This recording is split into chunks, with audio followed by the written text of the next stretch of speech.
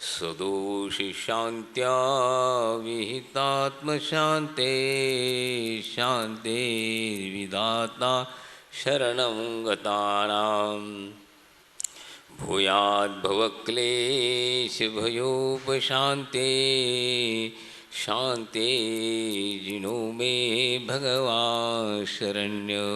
बोले शांतिनाथ भगवान की जय। 2400 भगवान की जय। बोले आचार्य गुरु विद्यासागर जी महाराज की ज्येष्ठ श्रेष्ठ निर्यापक श्री श्री योग सागर जी महाराज जी की, समस्त आचार्य संघ की। अभी आप लोगों ने भावपरी और करुणास्पद और किस प्रकार धर्म की रक्षा के लिए इस धरती पर कैसे कैसे आत्माएं अवतीत हुए और उन्होंने ऐसा कार्य किया जिसके कारण वे महान अमर पद को प्राप्त हो गए।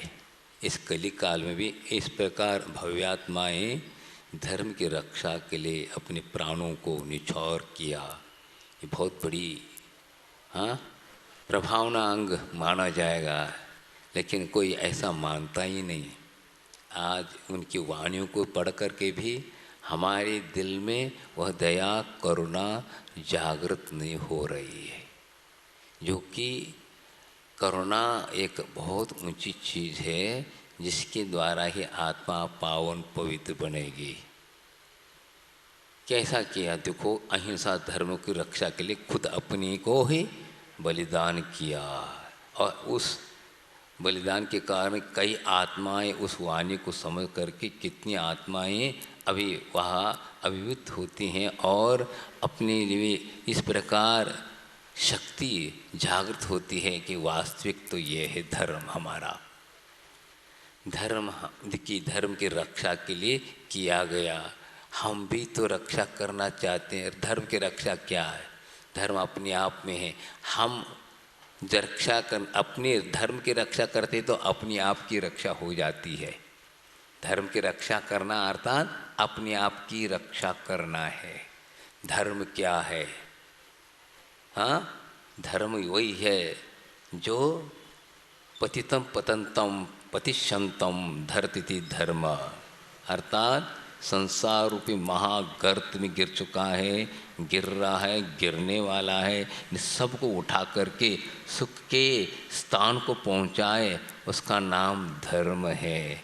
धर्म एक दो शब्द है, लेकिन बहुत महत्वपूर्ण है। शब्द के अर्थ की ओर दृष्टिपात करने से आत्मा कहाँ से है ये मालूम। धर्म हमारा ये है, ये हमारा कर्तव्य है। इस कर्तव्य से विमुख होकर के हम आज तक इस संसार धरती में अनेक प्रकार के दुख के भाजन बन रहे हैं।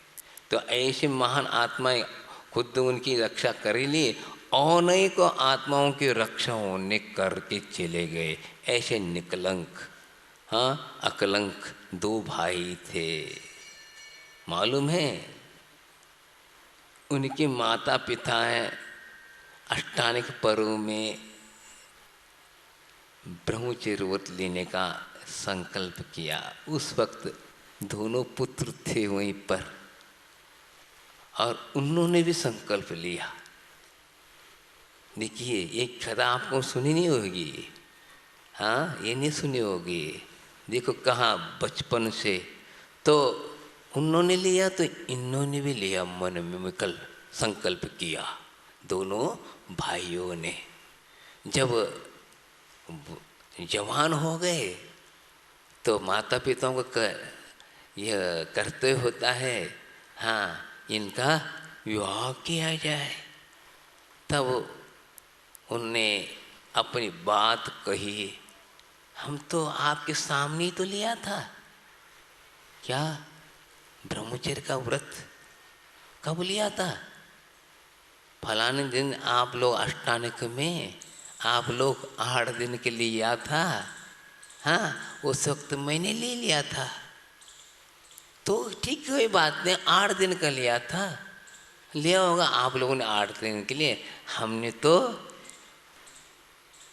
आजीवन ले चुके हैं, आश्चर्य में रह गए। हाँ, माता पिता अब क्या, इसलिए वे निकल पड़े। देखो कैसे कैसे कैसे संस्कार होते हैं और किस प्रकार उन्होंने धर्म को अपनाया और वो अपने धर्म की रक्षा के लिए वह निकल पड़े। हाँ, विवाह करके पर और संसार बढ़ाना है, राग बढ़ाना और राग में और लिप्त होना। यह राग आग दहे सदा, आप लोग कहते हो, लेकिन ये धर्म ऐसा है, ये धर्मामृत का पान करते हैं, अंदर का राग शांत हो जाता है। बस सबकी पर्याय बुद्धि शांत होती है और स्वभाव की ओर दृष्टिपात करता है। लक्षण और स्वभाव में अंतर है। हमारा लक्षण क्या है? उपयोग लक्षणम, ये तो त्रैकालिक है, इसका नहीं है। लेकिन स्वभाव हमारा त्रैकालिक नहीं है, स्वभाव विभाव रूप में है। अब स्वभाव को प्राप्त करना है। कई लोग कहते हैं स्वभाव त्रैकालिक, नहीं, त्रैकालिक नहीं हुआ करता है। लक्षण तो त्रैकालिक है लेकिन स्वभाव त्रैकालिक नहीं है। तो स्वभाव को प्राप्त करने के लिए धर्म की शरण लेंगे। वह धर्म शरण लेके वह ऐसा कार्य किया, वह कैसा वो काल होगा। देखिए आज तो हम लोगों को बहुत सौभाग्य है कि हम इस पंचम काल में, और वो आज कम से कम भी वो 1000 साल के ऊपर हो, 1200-1300 साल से पूर्व की बातें हैं। उस वक्त इस प्रकार इस धरती पर किस प्रकार धर्म की रक्षा के लिए कैसे कैसे आत्माएं हुए। लेकिन आज इतना सौभाग्य है कि हम पहले तो विचरण नहीं कर सकते थे। साधु लोग अलग अलग, हाँ, राज थे, अलग अलग राजों के हिसाब से चलना पड़ता था। हाँ, क्या होता था, बहुत ही विकट परिस्थिति।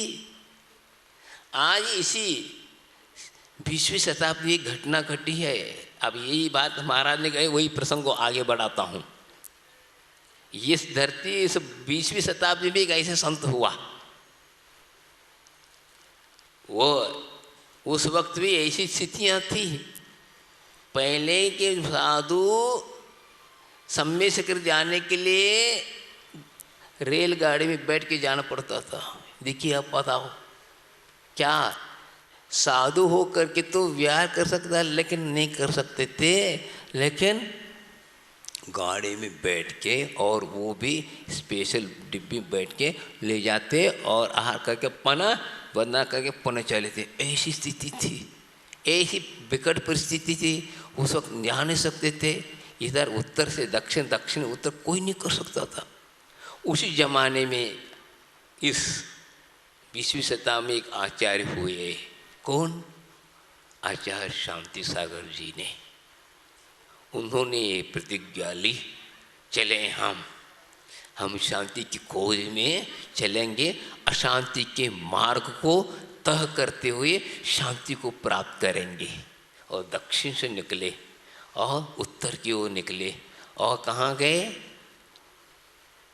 सम्य शिखर की यात्रा, अनादि अनंत शाश्वत सम्य शिखर। आप लोग तो प्लेन में बैठ के, हाँ, यहाँ नाश्ता करो, वहाँ जाकर वंदना करो, पर यहाँ आकर के पुनः भोजन करो, यह स्थिति हुई। लेकिन पहले के ज़माने में ऐसा नहीं था।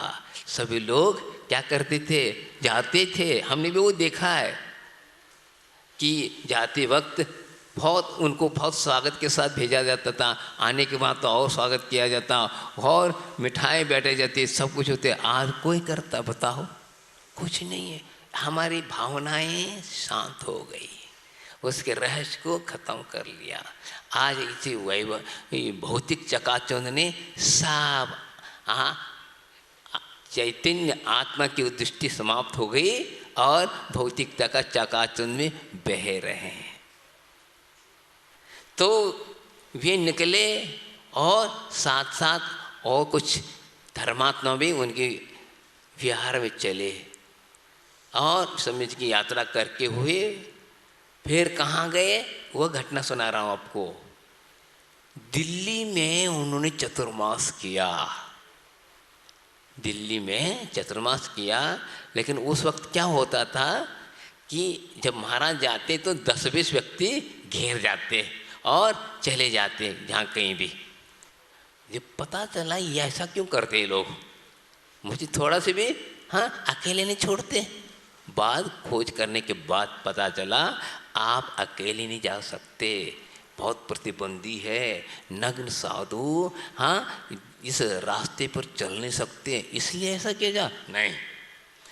ये तो निर्भीक आत्मा है, हाँ सत्य वही विपमुक्का जम्मा तम्मादु निशंका कुंद कुंद कहते हैं। तो उसका तो हम प्रयोग करें सम्य दृष्टि जीवा निशंका निभया तेन सत्य भाई विपमुक्का जम्मा तम्मादु निशंका सदा क्या सात भयों से निर्भीक ऐसा निर्ग्रंथ पद है। तो मैं ऐसा क्यों करूं, देखूं तो सही पुरुषार्थ के लिए इतना पद लिया देखो और बताना पड़ेगा। जैन धर्म ऐसा थोड़ी है कि वो चिपके रहने वाला, हाँ अब निग्रहण पद प्राप्त कर दिया और कह कि चिपके रहना है, छिपाने वाली चीज़ को छोड़ दिया, हाँ अब क्या छिपाना, कुछ नहीं।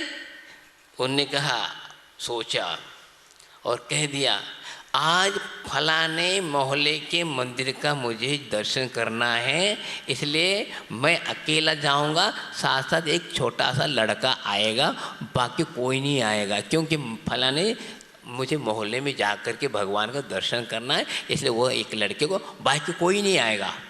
सब वो घबरा गए, सब क्या करो है, क्या होगा, अब तो संकट में है, हाँ साधु पर बहुत बड़ा संकट आएगा। और चल दे महाराज ने, चलते ही चौपाट पे जाते ही वहाँ का जो पुलिस खड़ा था, हाँ ट्रैफिक पुलिस रोक दिया, ओ बाबा कहाँ जाता है, हाँ फलाने मोहल्ले में जा रहे हैं, नहीं जा सकते, फिर इधर जा सकता हूँ, नहीं इधर नहीं, लौट भी नहीं सकते, वहीं खड़े हो गए।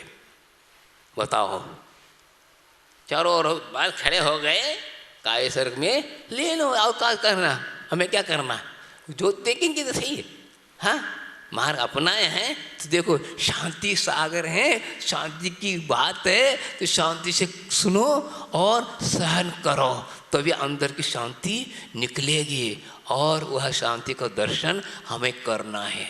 बस 2-3 घंटे हो गए, चारों तरफ हाँ उस तार पार हो गया, बड़े बड़े जो थे उस वक्त ब्रिटिश काल चल रहा था और सब आ गए, जो भी थे मुखिया सब आ गए, खड़े हो गए। और ये जो जैनी भाई भी पहुँचे और अपनी बातें करें, जो करना था कर लिए, और हकीकत जो था पूरी पूरी बात, वो तो मौन खड़े हैं, बैठना भी नहीं, हमें खड़े हो गए और सब लाखों व्यक्ति एकत्रित हो गए और बातें हो गई। तब पता चला कि ऐसे साधु हैं, इनको रोक नहीं सकते।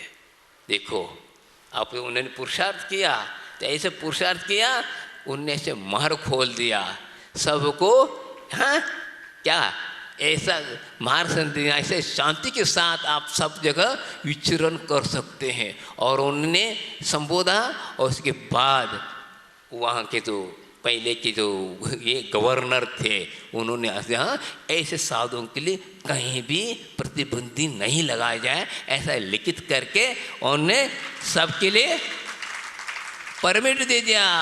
तो परमिट देते सब खुश हो गए, तो महाराज भी जाकर के ऐसे ऐसे स्थानों में फोटो खींचा।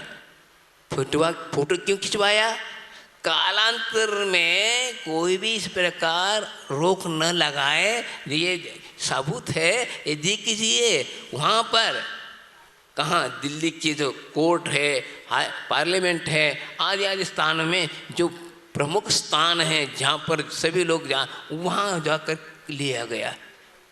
ये अब फोटो क्या, फोटो की बात नहीं है, धर्म की रक्षा करना है हमें, इस दिगंबर की रक्षा करना है तो हमें ये करना होगा। बस आज उसी के बदौलत आज हम क्या इधर आ गए, हाँ आज इस पंचम काल में इस हाँ विपरीत परिस्थिति में भी हम उस धर्म को समझ रहे हैं। उस महान आत्मा का श्रेय है कि आज हम सभी अब निर्द्वंद होकर के सभी जगह जा सकते हैं, यात्रा कर सकते हैं, और इस धर्म प्रभावने के लिए बहुत बड़ा योगदान उनका मिला। अब एक और संस्मरण सुनाता हूँ। आचार्य विद्यासागर जो बने वो कैसे बने, उनको वैराग का मूल कारण बीज कौन रहा, ये आपको बता रहा हूँ। वहाँ पर सदला के पास आए थे, शमडोली के पास आए थे, और जैसे आप लोग अभी जा रहे हैं ना आचार्य महाराज दर्शन के लिए, ऐसे सभी लोग जा रहे थे। और उस जमाने में साधु बहुत कम होते थे, तो सभी लोग गए थे, तो परिवार के लोग भी गए थे। हाँ, और सब लोग गए थे। और उस वक्त यह विद्यासागर विद्याधर बालक 9 साल का था। उस वक्त वो भी गया था कहाँ, दर्शनाथ परिवार के साथ। आप देखिए छोटा बालक, क्या भी बताया था ना, निकलंग जिस प्रकार छोटी उम्र में ब्रह्मचर्य व्रत लिया था, इसी प्रकार ये भी चला गया था परिवार के लोग के साथ। अब जो कौन समझता था कि ये भी आगे जाकर इस प्रकार बनेगा, कोई मालूम नहीं था। लेकिन आप देखिए, हम बहुत सुंदर बात कर रहा हूँ, यह प्रासंगिक है।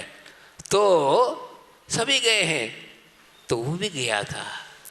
आचार्य महाराज को उपदेश हुआ। उस वक्त उन्होंने एक दृष्टांत दिया, और दृष्टांत के द्वारा इनको वैराग के बीज प्राप्त हो गया। ऐसा प्रभावित करने वाला एक दृष्टांत दिया। कौन? आचार्य शांति सागर जी ने।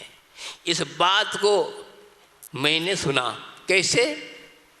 1969 की बात है। सब परिवार के साथ 68 में दीक्षा हुई, उस वक्त भी गए थे, 69 में भी गए थे। 2 साल मैं भी गया था परिवार के आचार्य दर्शन करने। तब परिवार के लोगों ने पूछा विद्यासागर जी से, आप तो हिंदी में बोलते हैं, हमें कन्नड़ में एक दिन तो आप हमें संबोध दीजिए, और ये पूछते हैं आपसे, आपको वैराग क्या हुआ, कैसा हुआ। इस बात को कहा गया। तब उन्होंने, मैं भी बैठा था उस वक्त ही मैंने सुना था उनको वैराग कैसा हुआ। उस वक्त की बात को मैं आपके सामने प्रस्तुत कर रहा हूँ। तो वह उस दिन जो है कन्नड़ में ही उन्होंने उपदेश दिया।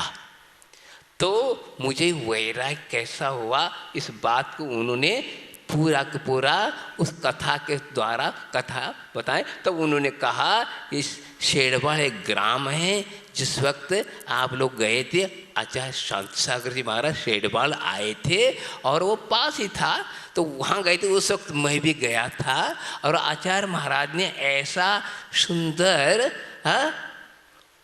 उदाहरण दिया। उस उदाहरण को सुनकर मुझे वैराग की बीज हमें प्राप्त हुआ। उस वक्त तो मैं जा नहीं सकता था, छोटा बालक था, लेकिन समझ तो गया था, लेकिन कर क्या सकते हैं। इसलिए थोड़ा टाइम लगा, बीज थोड़ा बना रहा, इसलिए वह आज मैं निकल पाया। तो क्या कहा था, ऐसा कौन सी शब्द, ऐसा कौन सा उदाहरण दिया आपको प्रभावित किया। हम लोगों को नहीं, तो बड़े बड़े बैठे थे, वो नहीं हो पाए। देखो कैसे कैसे जीवों की परिणति है, और उसको लिए प्रभावित किया। इसको कहते उपादान। इतना सशक्त था वह उदाहरण, उसके लिए प्रभावित किया। बाकी वो लोग ठीक है, सब गुणगान कर रहे, फलान कर रहे, लेकिन किस प्रकार कौन सा शब्द किसको लग जाए। तो आचार्य शांति सागर महाराज ने एक उदाहरण दिया। क्या दिया? ये दिया था, एक ब्राह्मण प्रतिदिन एक सरोवर में जा करके डुबकी लगाता था। उसको तैरना नहीं आता था, किनारे में बैठ के डूबता था। प्रतिदिन इसका कार्य था। तो एक दिन वहाँ का आसपास का एक गडरिया, जो भेड़ बकरों को चराने वाला, उसने देखा।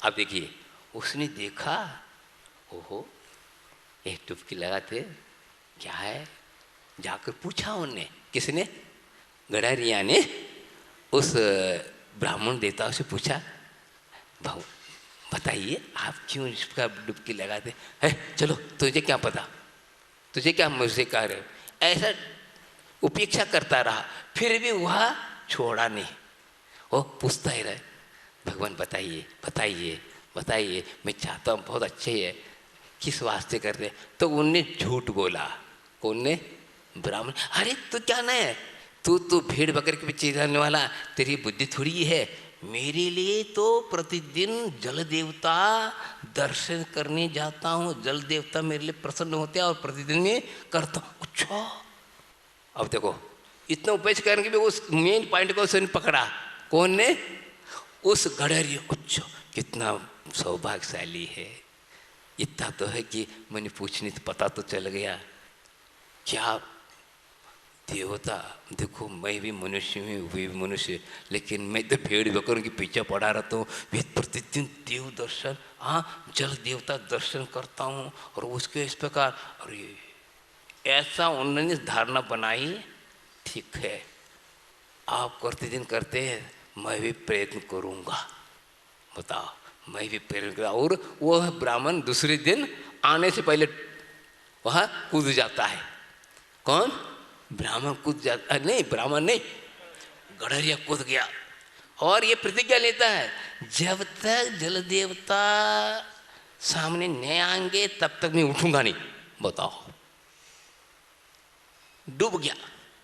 अब देखो उन पर विश्वास किया, ये विश्वास, अब देखो यही विश्वास, ये सम्यक दर्शन, इसको हुआ उन पर विश्वास, मतलब नहीं, वो उन्होंने यही सोचा ये झूठ नहीं बोल सकते, ये ब्राह्मण देवता, मैं तो बहुत नीच कुल का हूँ, वही तो उच्च कुल के, कभी उच्च कुल वाले झूठ नहीं बोलते, देखो क्या था, इतनी सादा धारणा बनाई और कूद गया, एक दो व्यक्तियों ने देखा, और गया डूब गया, फिर उतने लोग आए, कोई आगे जाकर के उसको निकालने के तैयार नहीं, इतने ब्राह्मण जी आ गए, उन्होंने बताया ऐसे आपने बताया, ऐसे ऐसा कूद गया, इसलिए तो मैं कह रहा हूँ, नहीं बता रहा था, इसलिए तो बता रहा हूँ, देखो तो हाँ अनाड़ी तो लोग हैं, पशु के पीछे पशु तो हैं, क्या करूँ मैं, अब क्या कहा जाए, लेकिन वो हिले, वो प्रतिज्ञा का पट्टा है, वह हिला ही नहीं, और लोग खड़े हुए, अब तो मर गया, अब तो मर गया,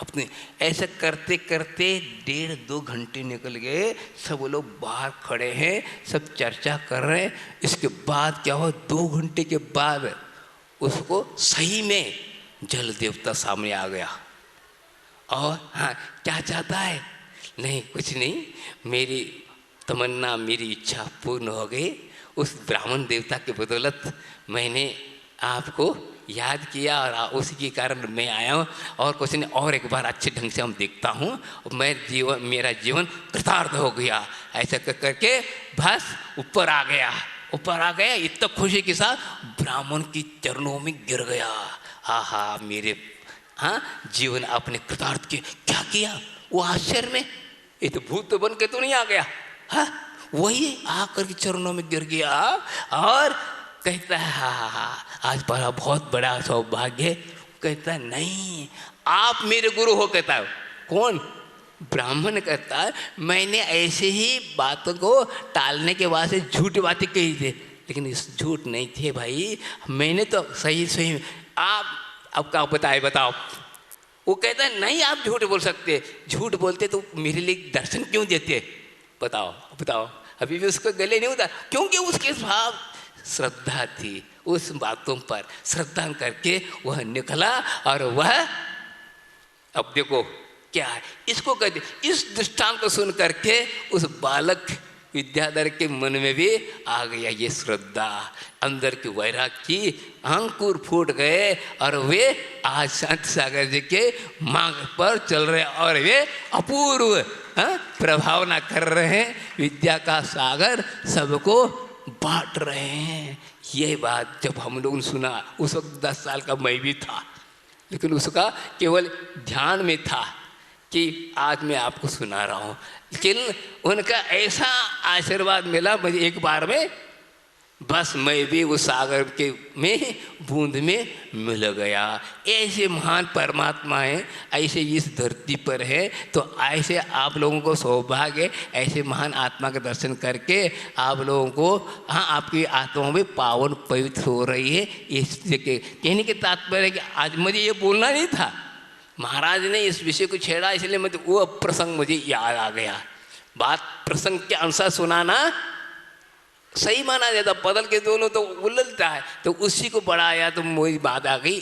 तो कहने का तात्पर्य है कि किस प्रकार शब्दों में, देखो शांति सागर ने साध रूप से बोला सबको, लेकिन किस प्रकार किसको, इसलिए करना, इस आप लोग मंदिर बना रहे हैं, इस मंदिर में आएंगे लाखों व्यक्ति दर्शन करें, किसको भी, हाँ, दर्शन करके वैराग होगा, संवेदर्शन होगा, चारित्र लेने के भाव होंगे, पूजा पाठ भी होंगे, सबके वैर भाव छूट जाएंगे, शायद होंगे। ये सब क्या है, सब आयतन के निमित्त है, मुख्य उद्देश्य है। इसलिए ऐसा ये ऐसा धन का उपयोग करोगे तो आपको कालांतर में वो धन धर्म को देगा। इस प्रकार इसलिए ऐसे आयतन के लिए बनाना अवश्य है। इसी को कहते धर्म का अक्षय। और क्या ये और कोई अच्छे नहीं, ये अच्छे है कि अपने जीवन में इस प्रकार के घटनाएं आकर के अपने जीवन को क्या पावन पवित्र बनाते, इसी को नाम अच्छे है और कुछ नहीं है। इसलिए आपका समय हो गया, तो मैं कहने का तात्पर्य आज ऐसे निकलंक अकलंक जैसे महापुरुष अभी भी मौजूद हैं और आज भी धर्म जागृत है। आप जागृत हो जाए तो आपके आत्मा में पावन पवन बने। बोले पार्श्वनाथ भगवान की जय। बोधि समाधि परिणाम शुद्धि स्वात्मोपलब्धि शिवशोक सिद्धि चिंतामणि चिंतित वस्तुतानि त्वावंदमानस ममासु देवी।